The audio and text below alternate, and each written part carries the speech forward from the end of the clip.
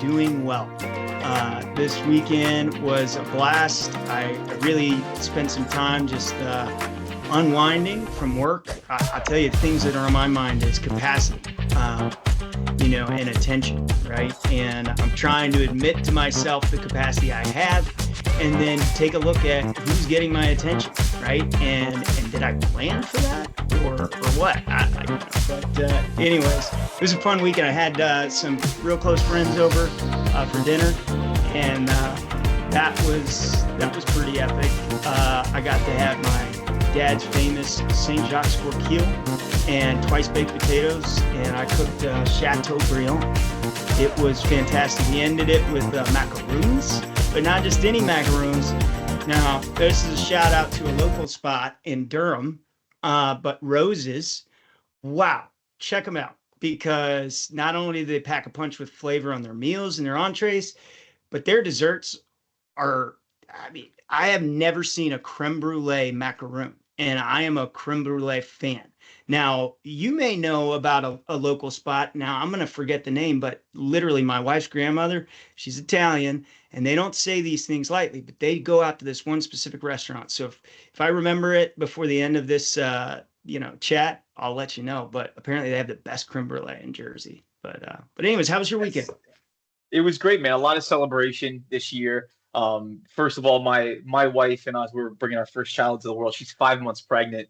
So on top of that, we're celebrating 20 weeks on this past Friday. So halfway, from what she tells me, halfway to where we have to go, right? So that's really exciting. My grandmother, she's turned 98 years old. Again, another little Italian lady, sharp as a tack.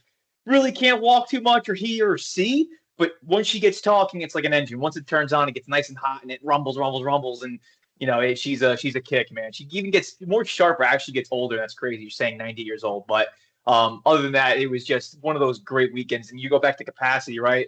There was so much of my life happening. It's like, where do I put attention versus what do I say? Maybe next time, So good weekend, and we're back, right? Just like that, back to the grind. Monday's here. I'm going into Q1 in my day-to-day job here at HPE. So it's full steam ahead now. That's awesome. I tell you, Paul, you are one of those rare breeds that are authentic. And I mentioned this, and I don't know how people take it. Part of me really doesn't care, but the reality is you are a hero to me. And you're a great mentor to the marketplace, especially for this type of conversation, to be able to share some of your thoughts, because I've seen you now for over 3 years consistently bring authenticity to every conversation you've been a part of, whether it's in front of a whole SHI team, right? Or a couple of people. You're the same guy. And that goes a long, long way.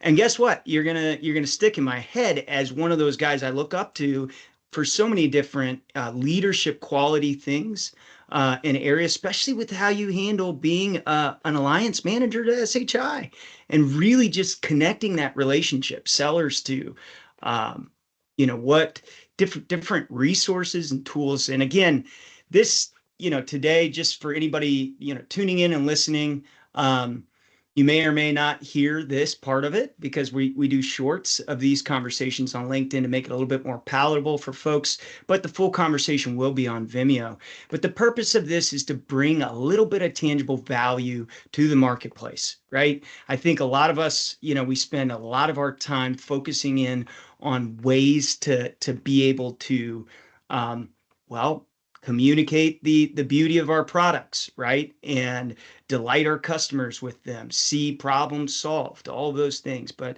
taking a step back and just trying to relate some of the experience we have to bring value to not only our customers or partners, but just it's endless. Anybody who wants to watch these, that's the point. That's the purpose. So let's jump in. Paul, just for everybody else, I want them to know who you are. Part of me feels like you need no introduction because everybody knows you. And, but to anyone who doesn't know Paul, we're welcoming him this week in our interview, in our series. He Paul works at HPE. Um, he brings valuable experience in channel partner sales and is dedicated to enhancing brand visibility.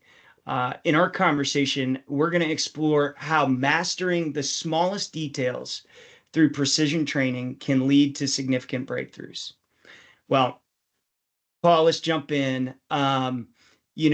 The first question we have today to talk about is how do you view precision training as a tool for enhancing brand visibility in the industry?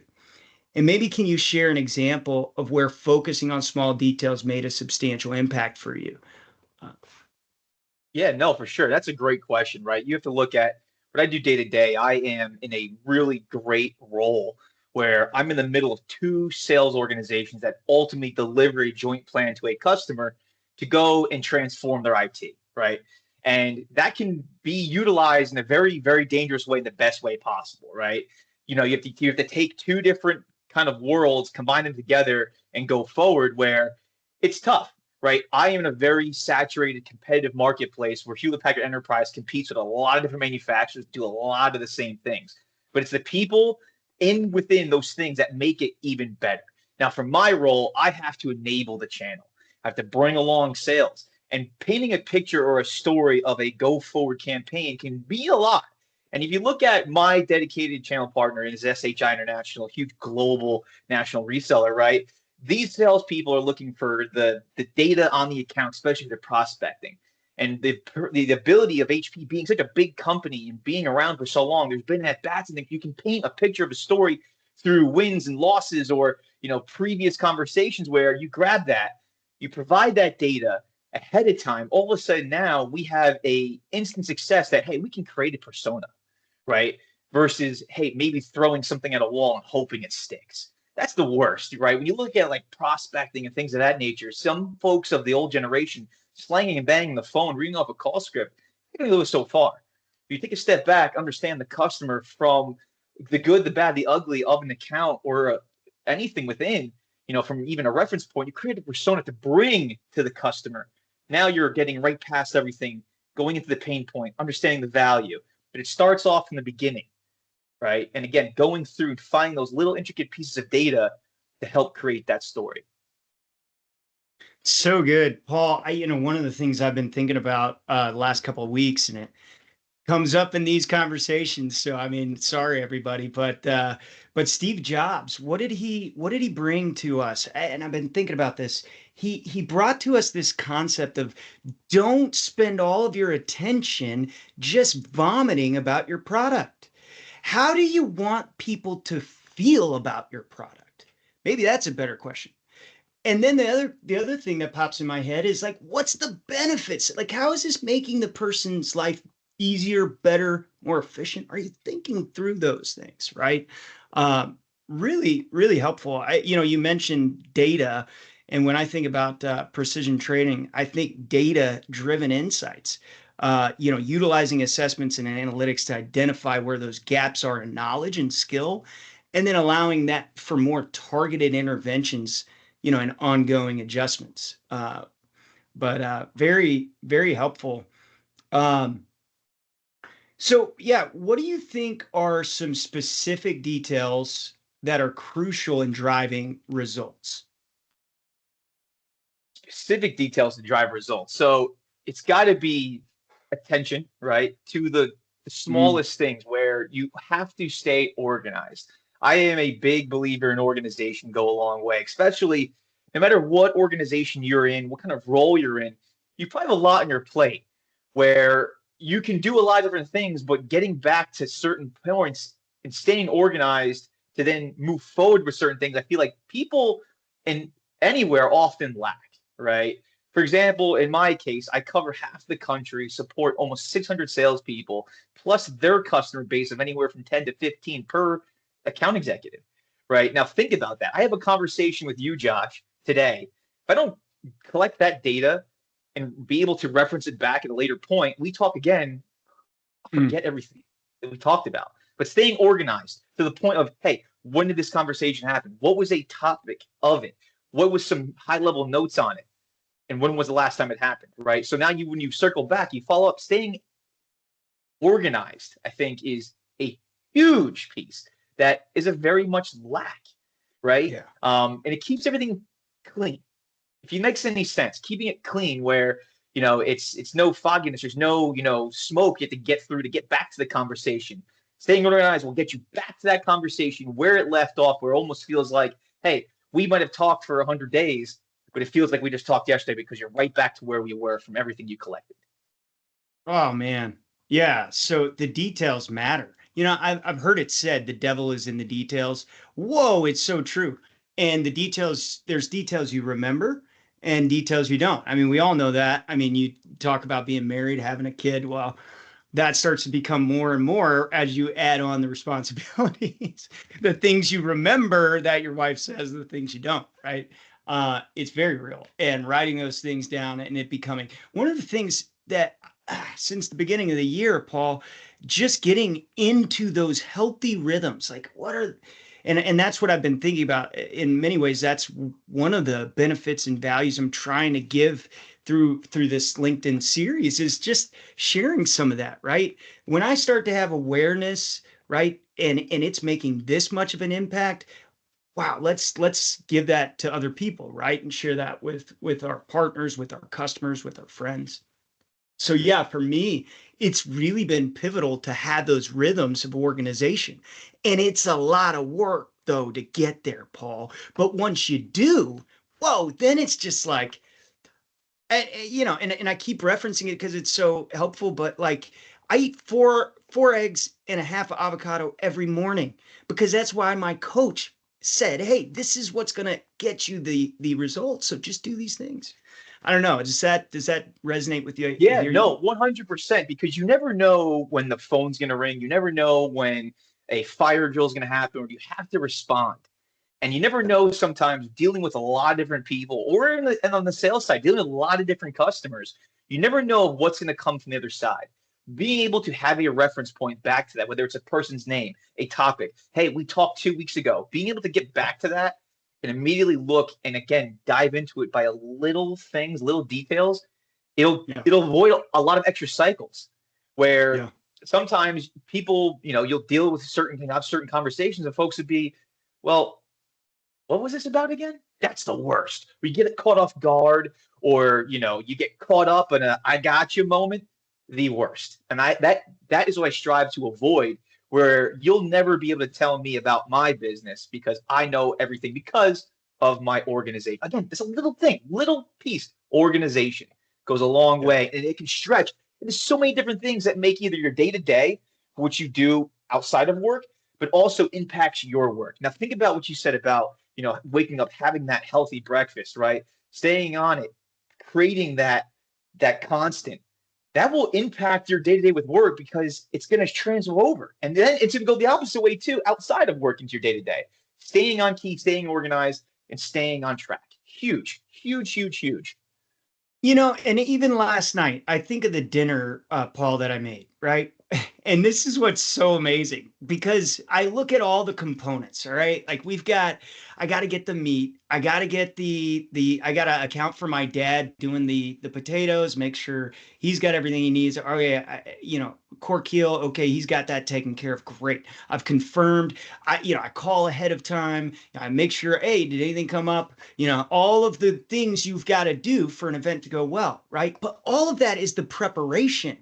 It's like the execution is very small then because you're so dialed in with all the different components. And guess what? It was like clockwork. Like if you were to talk to the people, they would say, wow, like, I don't know how he did all this, but all the preparation was done prior to. I was just following a timeline. 4:20, put this, 5:20, pick it, all these things. So, anyways, but if you can do that preparation and get precision to like, hey, this is helpful, this is not, so I'm gonna forget this and I'm gonna keep doing this, right? If you can get precise, like even on our conversations, right? Have an agenda. What's actually working and stop talking about the stuff that's not, right? Like we don't need to complain about something today again for the 20th time.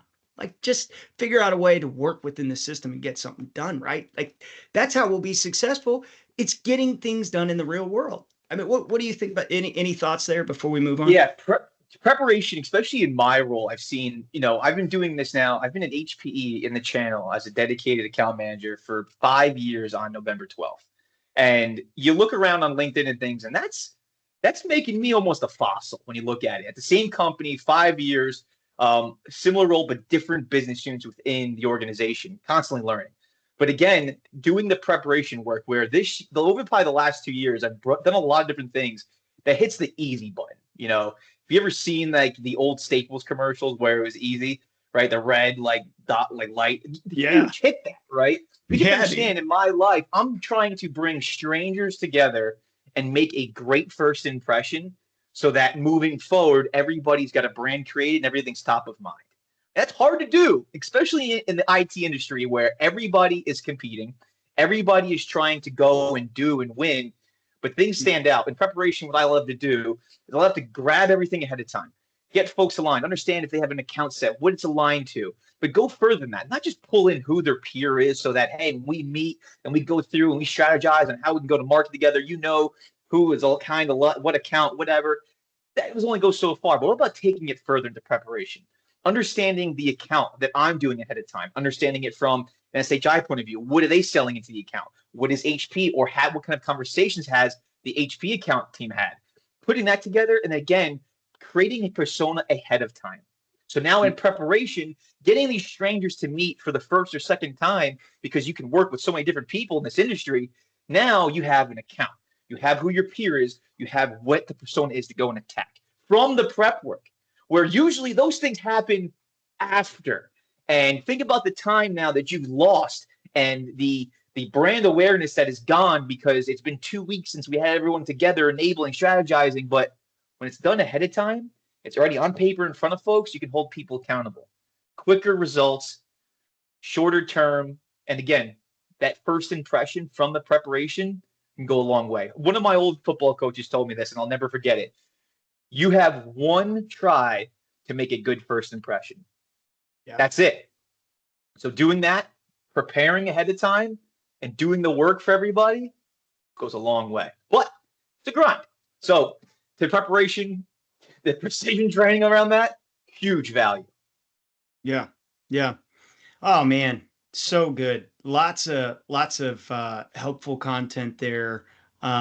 Folks, I think you're going to be like me, with that and want to go back. So feel free, go back, pause, and then go forward. But really good stuff. I think for me, everybody who's going to be listening to this wants to get a high return on investment of their time, especially their time that they give attention, right? And there's a difference. We've talked about that in prior conversations, this idea of like, oh yeah, you get time with people, but do you have their attention, right?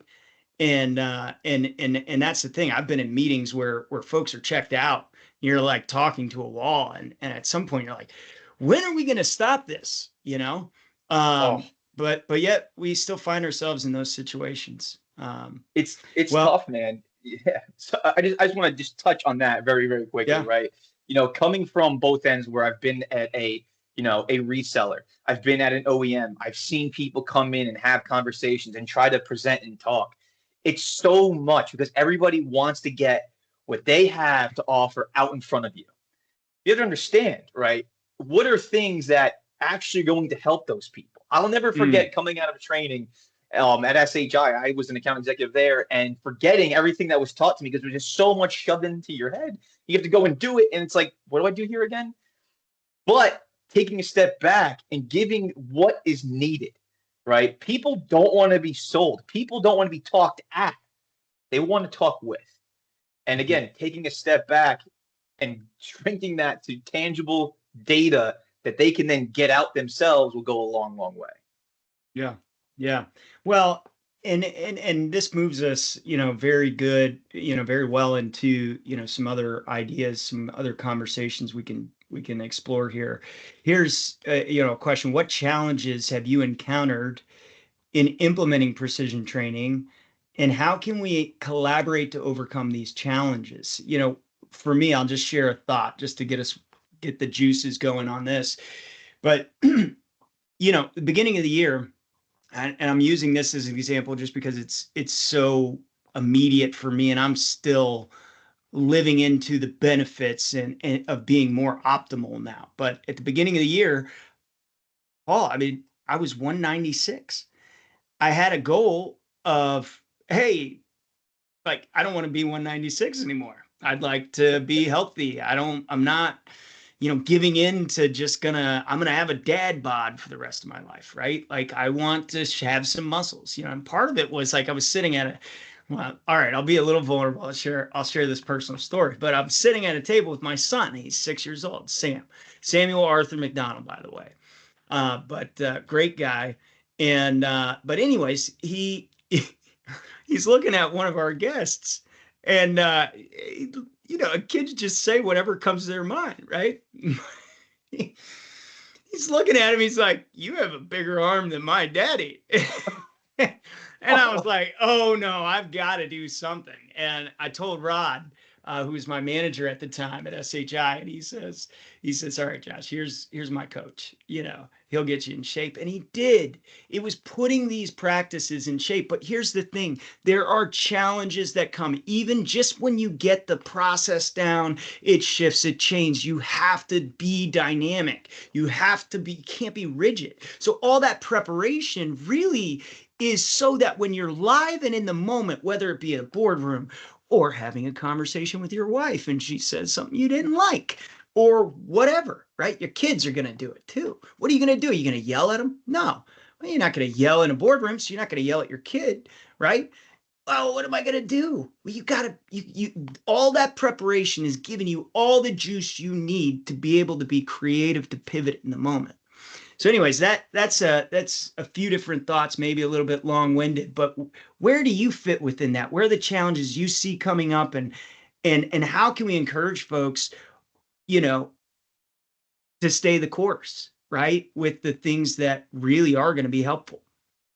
Yeah, it looks at it as an opportunity, I think. You have to look at it as learning opportunities where some folks don't like to stick their nose where it doesn't belong. At the same time, if you don't do that, you'll never get to that next level where you might continue to do the same things over and over again. And it could be, hey, these are things I've done in preparation that have worked here. The cool thing about what I've done in my time in this role is I've never been in the same role the same year, where you continue to learn, you continue to evolve, but from those things and events, you continue to learn where it's good, it's bad, it can even be ugly. But again, going back to simple things that I'm a huge proponent of, again, is organization, where you can take those things. You can get better every single time, right? I am not an expert, right? I might come off as an egotistical kind of person, overconfident. That helps, sure, but I've gotten my hands slapped. I've gotten my bruises, but it's because I've taken it as an opportunity to learn. Where some people, I think, look at roadblocks as they want to continue to do without taking feedback, without going through the learning curve, without getting those bruises, right? Without sticking their nose doesn't belong. I think trying not to learn and get better every single day is kind of a roadblock, where some people find ways that, hey, this has worked for me for the last 10 years, and that's what I'm going to do. But the guy next to you, who's only been doing this for 5 years, is doubling you, tripling you, because that person wants to learn, and they're not afraid to go where maybe you shouldn't be doing that. You shouldn't be having that conversation. Well, you don't know if you don't try. And again, learning, right? And I think that might come off kind of interesting, is learning is a roadblock. I've gone to school for 20 years. I got a master's degree, I got this. I'm tired of learning, right? I know everything. That's a roadblock. And I feel like I've come across certain people like that where they're not open-minded to what maybe I as an individual can do, because again, in the industry that is filled with lots of people like me and lots of competitors like me, where they're tired of hearing the same thing, but again, being organized, going back to being organized, getting in front of those people and showing them this is what I can do from learning. And all of a sudden, doors open up, and all of a sudden you're having conversations with folks that usually would turn away because they know everything, right? So that was kind of long-winded and a little different of an approach if you think about it. But if you read between the lines, it's not that hard. It's not that difficult, but you have to be willing to go through it. And some folks, unfortunately, especially in this role, party planners. not strategically driven people looking to get an ROI out of something. Yeah. Yeah. I mean, and here's the thing, motivation is huge, right? To that end, right? And you can be an order taker in life and not be curious about what is it that what what order are you taking? Like, what is this? Like it starts with curiosity there. How is that then impacting the person I'm selling it to? If you're in sales, if you're in product or you're developing the product, translate that into your role. But the reality is, if you don't have a little bit of curiosity for life and the profession you're in, and you're not linking that then to a motivation that's worthy of you getting up in the morning, you're right. It's just going to be more of that, you know, not moving past just this like transaction. That's so boring to me, and what's going to create, the partnerships for life, in my opinion, is going to be bringing that authenticity, right? That passion of like, hey, I actually do care about creating a good solution here, right? And I definitely see that in you. But what are some resources, right, like that you draw from at HPE that you could share with folks, and maybe they could start to think through other particular strategies or resources that you find effective, in fostering this precision. Yeah, I mean, the privilege of working at a company like HP is that you have global presence and you have all kinds of different data points to pull from. However, that's great. If you don't know how to utilize it, you're going to stick yourself in a hole, because there's some companies that are smaller, they're doing great things. They don't have the ability to leverage all this data, right? So it's being able to compartmentalize what you can actually use to enable somebody to get them to that next level, right? And that's, I think, the biggest part of my goal is accelerating conversations to make sure that I can get them to the next place. Because eventually I'm going to have to hand off things to certain people to do their part of the role, right? And their part of the pursuit, whether you're talking to a customer or trying to, go meet with somebody within an organization, right?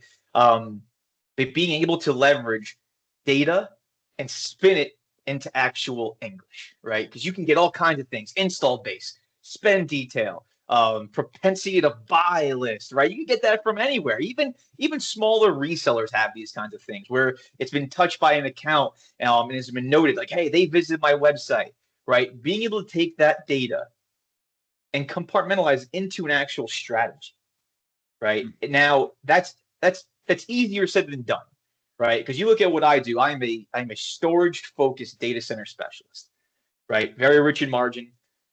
Grow customer data is going to continue to grow day in, day out. It's never going to go away. It's always going to be needed. But it's hard because you have to have trust from the customer. Me, I have to have a brand with the partner to even allow me to even think about talking to their customer, right? But if you can take data, compartmentalize it, deliver it on a platter, and show this is how we can go have that next conversation. Like, oh, this is different.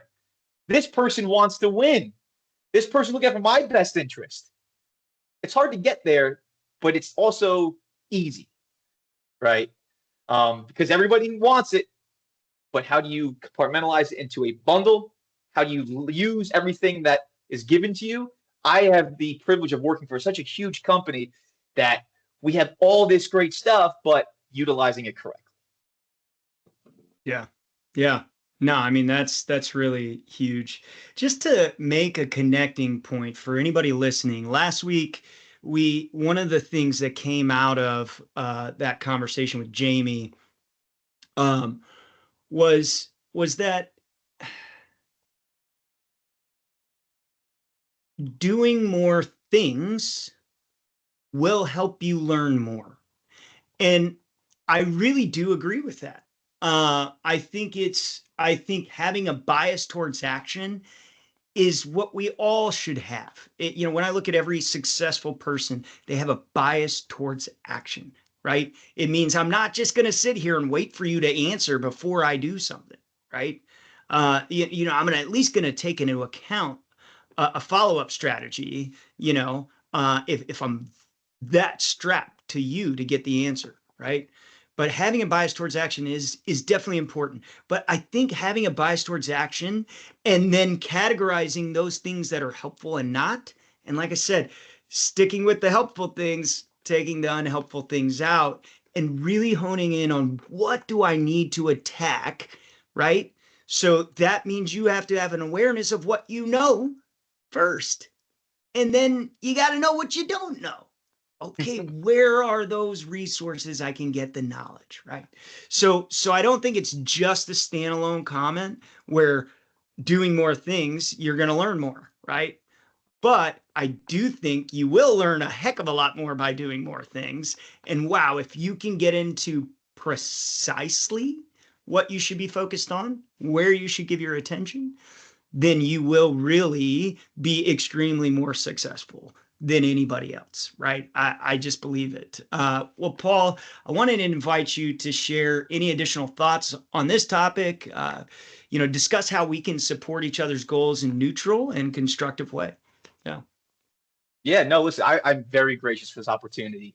I've seen what you were doing, and we worked together in your previous role as well. And when I saw this is where you were moving to in your next venture, I had to be a part of it because, I think there is a big network in the technology industry, whether it's in the channel, it's in direct sales, whatever, that people need to come together and conglomerate as one where, we're all trying to do the same thing. We're all trying to go and win. But when you look at it, we're in sales. It's an art of war. We're trying to be better than that next guy. And we're trying to come up and strategize on a way to win. It's just like war, right? When you think back to it, that's what war is, right? Now that's been around forever, and now it's sales. It's very much a contact sport, but we're all here together. And I think it's utilizing resources correctly just to continue to get better, right? Yeah. Because there's always going to be someone better than you, but staying stagnant, staying in your own way, being part of the old guard, you start to lose it. You start to lose your edge. Where you still see folks out there that are, long tooth veterans and they're still crushing it. Like, how is that guy or girl continue to be great? And they're, whatever. They've been doing this for 30 years because they never give up and they continue to learn and be better every single day, right? Especially in the industry now, we are going in a trajectory of change where if you're not on this ship, you think about it, everyone is talking about AI. Everybody's talking about it. They all want it. All customers want it. All salespeople want to sell it. But what is it? Take a step back, understand how it fits, learn what it can do, and then go and apply it. Get away from the roadblocks, learning, right? Stay organized, previous conversations. Go and apply. Allow me as a resource to allow to help that. Because I see you and I, what we can do for an organization is get them on the right track, get them prioritized, get them learning away from roadblocks, and go and win. That's the end goal. Win, win, win. Al Davis Raiders, right? That's kind of my outro, I guess. And it was a privilege to be a part of this, and hopefully I can do more of these with you if it impacts the right people and if I'm saying the right things. You and me both, Paul. Well, thank you, Paul. For sharing your insights on precision training. Its role in enhancing brand visibility. I think it's clear that focusing on the details really is essential and for driving impactful results. And I appreciate your time today. I look forward to exploring ways we can continue to support each other moving forward, like you mentioned. And if anyone watching has questions or wants to connect with Paul, I want you to know, one of the things that I'm trying to do is be a switchboard to the marketplace, right? And this concept is really birthed from wanting to bring value to everybody I interact with. I want to create a 5x return on investment to everybody I'm working with. And if we have that mentality, Paul, together, all right, we're going to do some great things, right? HPE is a partner with Fastlane, right? SHI is both a partner with both of us, right? How can we continue to lock arms and see all of our dreams come true, right? And is one way to put it, right? And do that in incremental ways. Like, how are we improving today? Right? How are we improving that today? Well, I think this conversation, gives aid to that. Paul, thank you so much. It's been a pleasure. For everybody else, I'll do as normal. I'll post this full length if you're brave enough. you can go to Vimeo and watch it. Grab some popcorn, coffee from Waffle House, anything you want, right? But I will be posting some shorts throughout this week for the person looking to be precise with their time a little bit. I was trying to come up with something. Anyways, we'll see you guys. Bye.